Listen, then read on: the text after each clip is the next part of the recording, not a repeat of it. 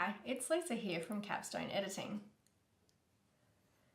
As with all the referencing styles, APA has many distinct rules to learn, creating an opportunity for a great deal of confusion. In this series of videos, I aim to clarify some of the finer points of the APA referencing style, all of which I've personally observed to be a common source of errors. Most authors know that an APA in-text reference takes the form that I've listed first on this slide. What is less well known is that if you mention the author or authors or publication year in the text, that is, in the body of your sentence, you shouldn't repeat this information in the in-text reference. The second line of text on the slide shows you how to do it correctly. Since the year and author names are given in the sentence, it's only necessary to give the page number in the in-text reference.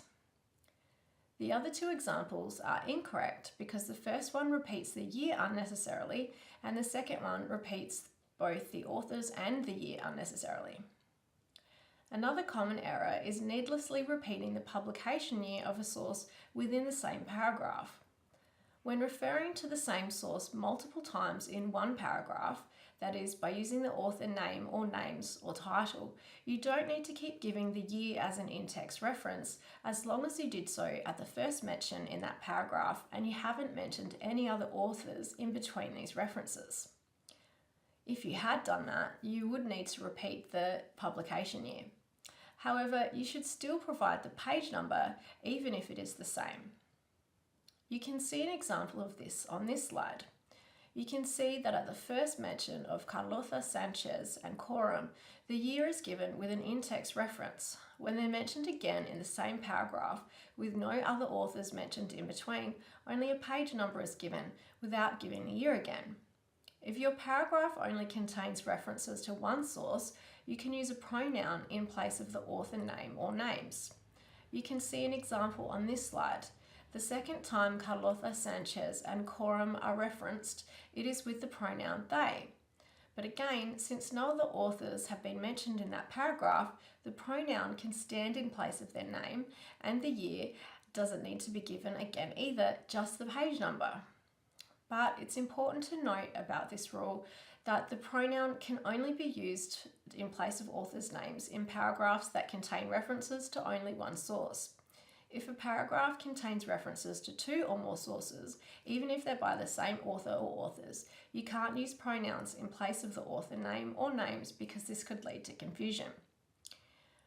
And a second important thing to remember is that the above two rules about not repeating the publication year apply only when the author name or names have been given as part of the narrative, that is, as part of the body of one of your sentences.